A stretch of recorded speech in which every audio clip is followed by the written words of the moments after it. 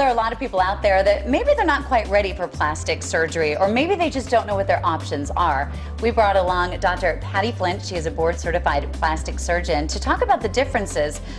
Non-invasive surgery, there's fillers, there's Botox, there's a lot of everything that sort of confuses me. Let's put it out there on the table and you can help us. I'm happy to help, Andy. It is very confusing for patients. They really don't understand the difference between the different therapies that are out there. And many patients will come in and say, I'm not ready for surgery yet. Is there anything non-invasive I can do?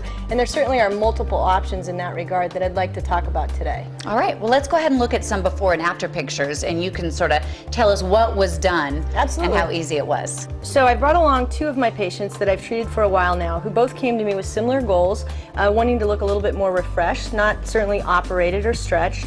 And in general, with facial patients, I always start with the wrapping paper, because I think if the skin's not in good shape, it's going to take away from any result or any appearance of a more refreshed look. So I put them both on a very effective skincare program that I carry in my practice, and we were able to get rid of some of the fine lines, the crepiness, and the pigmentation problems that most of us that live in this climate have. So once we get that perfected, as we look at our first before and after picture, what did you do with her? I always find that I get the nicest results when I'm allowed to use multiple tools in my toolbox. Okay. And by that I mean, I started with some skincare and then immediately went and placed some Botox between her eyebrows to soften those lines there, and used some filler to fill out the furrows between her nose and her mouth and some of her upper lip lines. And we did that in the office with absolutely no downtime.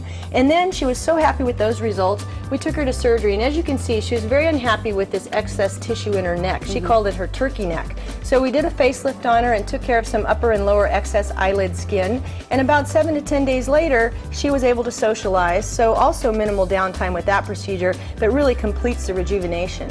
Anytime someone comes to me with gravitational change, meaning starting to have some jowling or some excess skin in the neck, there's nothing non-invasive that will reposition that tissue. So that's the time to start to consider surgery. As we look at this patient, the brunette, she's in her what? 40s. 40s? Yeah, okay. Late 40s, and a very active gal, very fit and health conscious, but really was unhappy with the amount of jowling that she was starting to exhibit here, and a little bit of laxity in her neck, not a lot. This is actually an excellent candidate because nobody's going to know she had anything done. It's a nice subtle improvement, but you can see she's got her nice angular neck and jawline back, the jowling is gone, and she couldn't be happier. Was there Botox and filler put in this patient? Yes, I do tend to use these ancillary treatments in most of my patients. As I mentioned, to get the home run result, almost every tool has its role in this type of a rejuvenation, but each patient gets to pick what works, what they want, and I certainly am very interested in their goals, not mine. Dr. Flint, so what is the best age to consider facial rejuvenation? I think it's when you start looking in the mirror and seeing things that you're not happy with.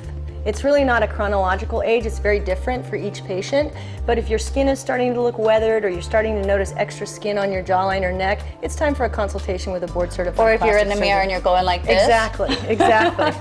That's when it's time to come in. It's time. Well, we want to mention that Dr. Patty Flint is giving you a $50 consultation fee, which is a great deal. All you have to do is mention Sonoran Living and bring in a friend for a consultation with no additional fee. That's a fantastic deal. Also, Patty Flint can be reached. She is in Scottsdale and in Mesa, 7301 East 2nd Street, Suite 200, and in Mesa at 1520 South Dobson, Suite 218. You can also reach her for your consultation at 1-877-91-FLINT and find her online at www.pattyflintmd.com.